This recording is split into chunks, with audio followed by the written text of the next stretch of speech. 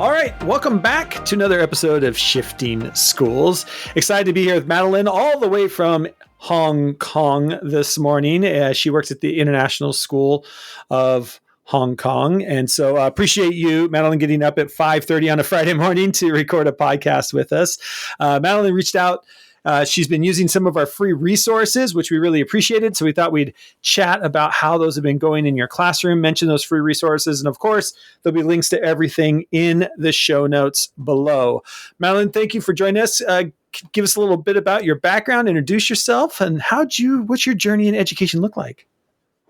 All right. Thanks for having me. I like getting up early when I'm forced to. So this is my 15th year teaching and teaching internationally. Although I like to say that I really had a clear path into education, it really wasn't. I come from a family of teachers, and just growing up, seeing how hard my parents worked and how much work they had to put into the profession, I'd never thought in a million years that I'd ever be a teacher.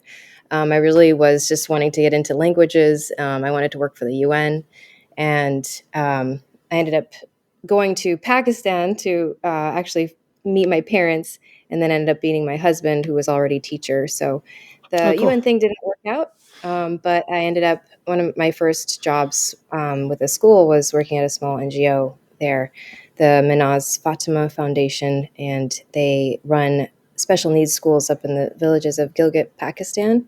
So cool. I got to write stories about children with cerebral palsy and blindness and other special needs and how they access schooling. So I think just that whole experience of going to Pakistan and then seeing those kids there, the humanitarian aspect of that really opened my eyes, and it was really life-changing. So I thought, you know what, this could be really fulfilling, and I pursued my master's focusing on language learners.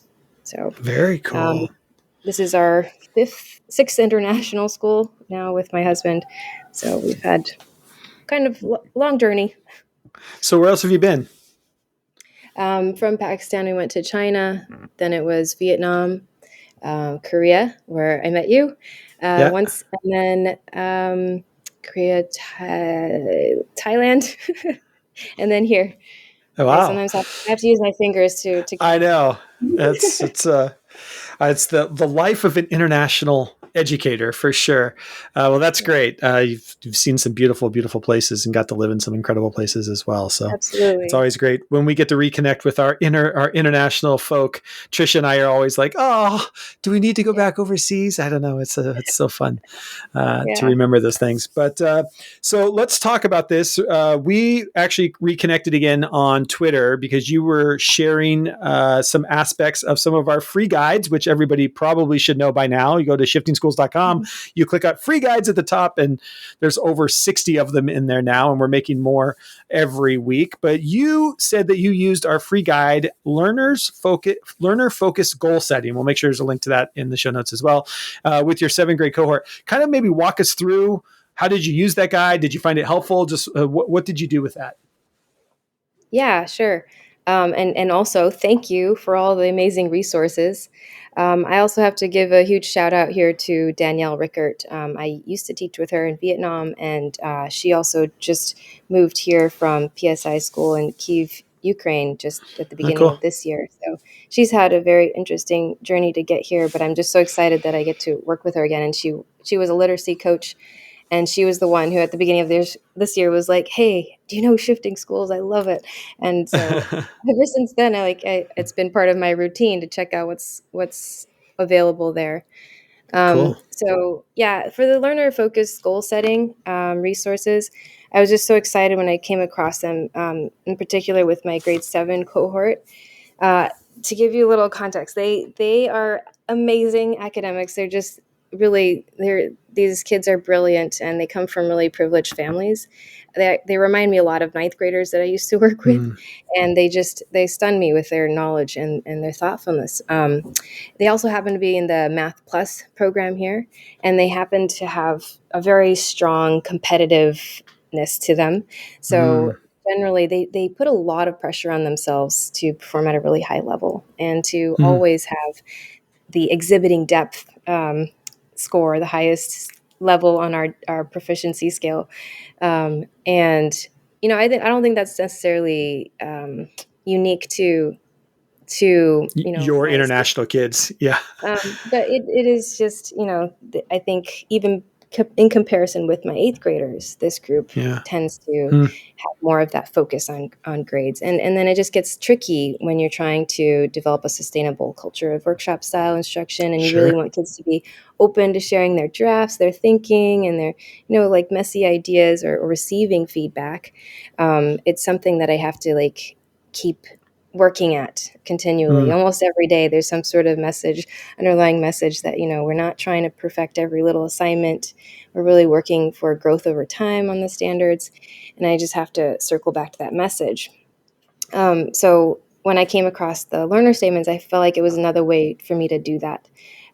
We were starting our like third piece of an argument, in a right argument unit, and I was noticing that quite a few of my students were feeling very very demoralized. They were really stressed out about the fact that they had gotten developing on their previous arguments. And so Mm. I just felt like I needed to take a step back and make sure that they were in the right mindset to be able to then launch into that lesson for the day, which was co-assessing student work, looking at student work and how they would fit on the continuum, the proficiency scale. So I decided to take one piece of that learner statement and really just use the "Sometimes You're a Caterpillar" video Oh, in cool. their notebook work, their daily writing for the day, their prompt for the day. And in that video, there's the caterpillar and the snail, and it's a metaphor for how we're all different, and we all have different pathways, and we don't always know what other needs other people might have. Sure. Um, so I thought it was a great, for the English lesson part of it too, or the English teacher in me, that metaphor there, and then the video that lent itself really well to this message. So we watched the video, and I also modeled for them how I might write a learner statement for myself. How do Mm. I want to be supported as a learner, and then how will I support other learners? Oh, I love And that. we spent a few minutes drafting, crafting it. And what I did was I made sure that there was a shared Google Doc where we could all put our learner statements on there. And I'm calling them version 1 I love because that. they do feel a little bit contrived at this point. Mm. Because, watching me give my example, I said, well, maybe, as a learner, I want to make sure that I get clear feedback Mm. from other people to support my learning. And so a lot of them wrote that down as well. But Yeah, of course. there were some kids. This is like not really something they're used to doing. So there were some kids who wrote something different, and I made sure to point that out. One kid wrote, "As a learner, I will ask questions and advocate for myself, Mm. and I will be inclusive of those with different levels and not judge them." So I pointed those out, and I think as we keep moving through the year, this is just something so valuable. It's such a rich resource, and Mm. something that they've crafted that we can come back to later in the year. I'm also planning on using them during their upcoming parent conferences and having them add them to their Google site. So anyway, we crafted those learner statements that same lesson. So taking a step back before we then went ahead with co-assessing student work together. So I really think that will help them. That it helped them set the right, like, put them in the right mindset first Mindset. before Yeah, just, absolutely. yeah, yeah. Um, That's and so good. I'm looking forward to later on in the year seeing how they might be a little more open to thinking about, like, really thinking about themselves. What do they need, and not just maybe looking at what I write. Copying the teacher, right? And I think you hit on a really, I think that's a really good point to stop and point out is especially when we're asking kids to be vulnerable. And what do Mhm. I need as a learner? How can I support other learners? You're asking when you're asking learners to be vulnerable, you have to give them multiple opportunities to get to that depth of vulnerability. Seventh graders are not going to give you the depth of vulnerability the first time you ask them a question. You wrote on the board, this is the way I could support other learners. And they're all like, oh yeah, feedback sounds good to me too. I'm just going to put that down, right? Because that's what we do. So I love the idea of being able to come back to it again and again and again. And I think we forget that sometimes. We feel like we've always got to have the new show, the new dance, where if you repeat these things, you allow a learner to get to that next level. I think that's so important, especially I think middle school age students specifically who are still trying to figure out who they are and what they need is a great time to be practicing this stuff. So yeah. Thank you for that reminder. Yeah. Talk a little bit about these Google sites. What are you doing there? You have a Google site portfolio? Also very new. Yeah. Talk about that bit a sec. Yeah. So, we're trying to shift a little bit more into putting agency into the students' hands, and instead of calling it parent conferences, or parent teacher conferences, we want it to be student involved conferences, really get their voices in there. And one way I would like to do that is using their Google sites. The great thing, though, is these kids here, every year, they have already been working on a self-motivated learning project. So they cool. already had this Google site ready to roll. It was just a matter of, hey, what can we do with it? What else can we do with it?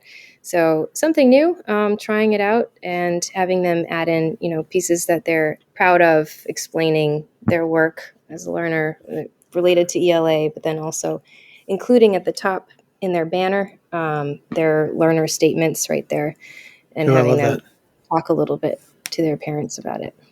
Their learner statements. I love that, having a learner statement. That's so cool. You also talked about using our new feedback menu, which we shared. Can you talk more about the menu, some of the practices you have around feedback in your classroom as well? Yeah, sure.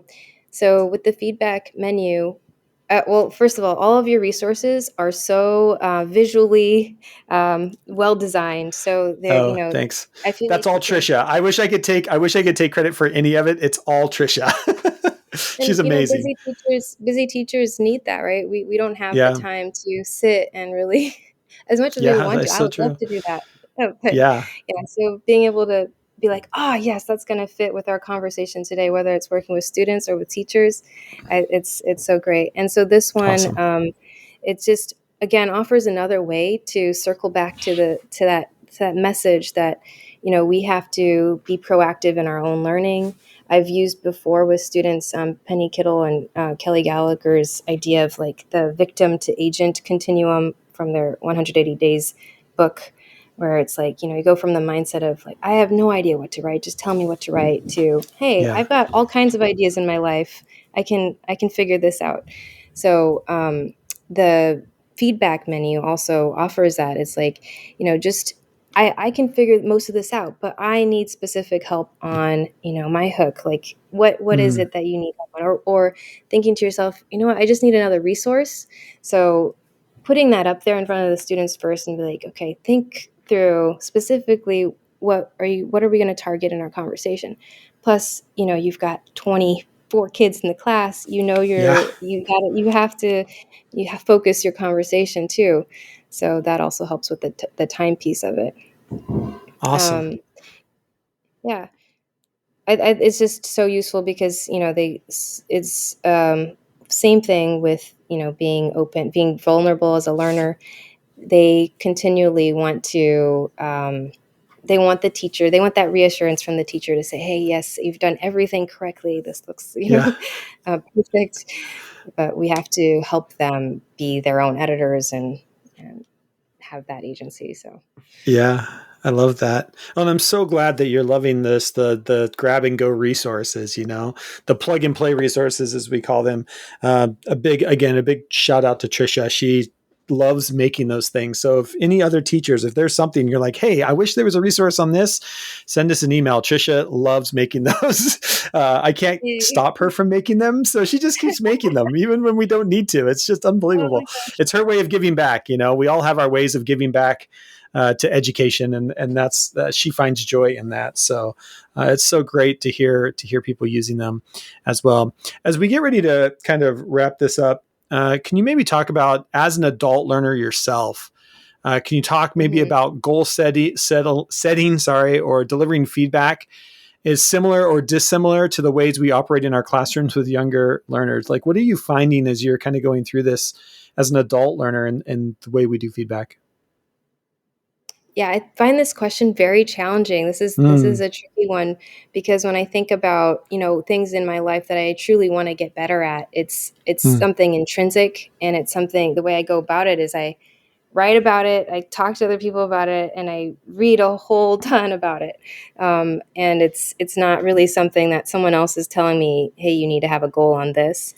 So I feel like, in school, we have it's really easy for us to make learning feel like a series of check boxes and like hoops to jump through. And unfortunately, sometimes when it comes to goal setting, I feel like that intrinsic nature of it, the authenticity, is lacking. So this is challenging. I know that, also as, novice learners, perhaps, that these are skills that we have to continually scaffold before they can Yeah. have that more intrinsic desire. Motivation. Yeah. I'm not too sure about that, but I just try to bridge that gap by showing students genuinely what I'm trying to work on for reading, writing, or other things, and update them on my progress. I like that. And I'm not sure if this last part, I'm not sure if I wanted, like, if this was something that I wanted to or share. So, Yeah. but the interesting backstory to this lesson was it also happened to be a full block observation, and an unannounced observation. Oh, At wow. HKIS, we have a really rigorous appraisal process in year 2. So there's a lot of observations happening. And interestingly, one piece of feedback I got for this lesson was that sometimes your caterpillar video might have been more distracting than really reinforcing the message of inclusivity. And I get why my administrator would have said that, and perhaps, Sure. maybe not playing all the way to the end of the video when the caterpillar and snail finally get to the party. But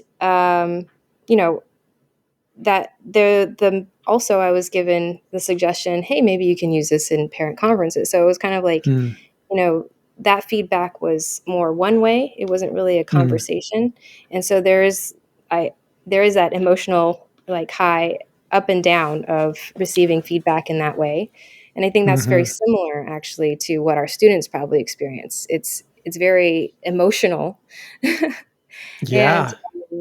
And it's also really easy to tell our students, hey, you need to have a growth mindset. You need to be open to criticism and all this. Right. But it's much easier said than done, right? So true. And thank you for being vulnerable and sharing that. I mean, that in itself, I think, is a lesson to all of us, to be vulnerable and sharing things. Like, during this observation, I got feedback. And the thing to understand is, I think there's two things to take from that. Are we inviting feedback as a conversation, right? Is feedback a conversation, or is the feedback feeling, like you said, it feels one way? It doesn't feel like a conversation. And I think that is something for us always to keep in mind as educators as well. When I'm giving feedback to students, am I inviting a conversation about that feedback? Because that's truly what feedback is. A feedback is, you should feel like it's a conversation about my idea, right?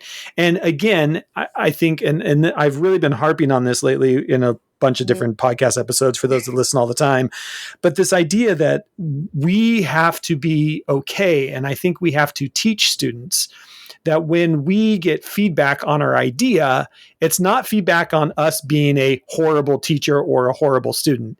It's feedback on the idea we have, right? It's feedback on, you chose this video and you chose to play it. It had nothing to do with you being a teacher. It had to do with a choice you made.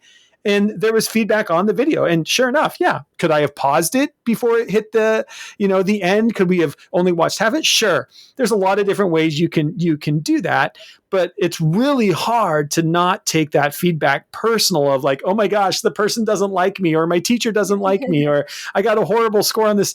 No, we're looking at your idea and helping people separate feedback on your idea versus feedback on me is different.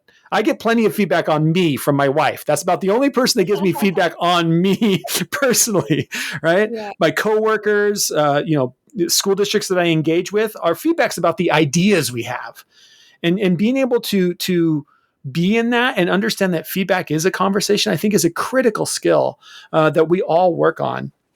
And same with administrators, giving that, is it a feedback loop or is it a one-way written statement? Oh, maybe you could have done this. Well, that's not feedback. That's just suggestion. And there's a difference between a suggestion and an actual feedback loop, right? So this is always something to remember. Yeah, I love that though. Loop. But that's right. The feedback loop. Yeah. And we all too often, we don't close that loop, right? We give suggestions, and then whether or not you decide to take it, that's up to you. I mean, I told you, it's not an actual conversation. And I think we got to remember that.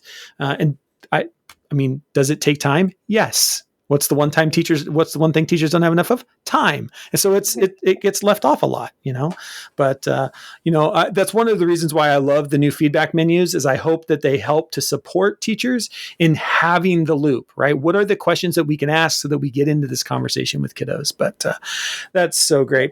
Thank you for sharing. I really appreciate you being vulnerable and sharing that, because it's such a key thing. And you're not the only teacher that's been there and been like, oh yeah, look at the way I get feedback too. And how do I, reflect on feedback that we all get, because it is what it is, and that's great. Yeah. As we get ready to wrap up here, if people want to reach out to you, if people want to connect with you, I know you're on Twitter. Do you want to? Where else can people find you? They can find you on Twitter. Give us your handle and any place else you'd like to connect.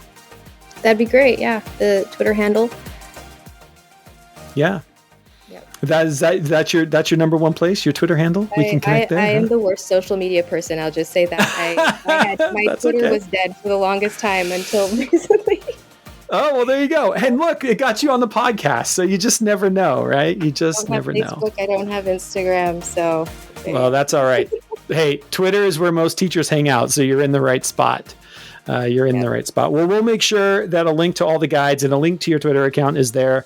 And hopefully people give you a shout out after this episode as well. Reach out and connect, because we can all grow our networks on Twitter. It's a great place to be. Madalena, thank you so much for taking some time to chat with us today and sharing your experiences with some of our free guides. Thanks so much, Jeff.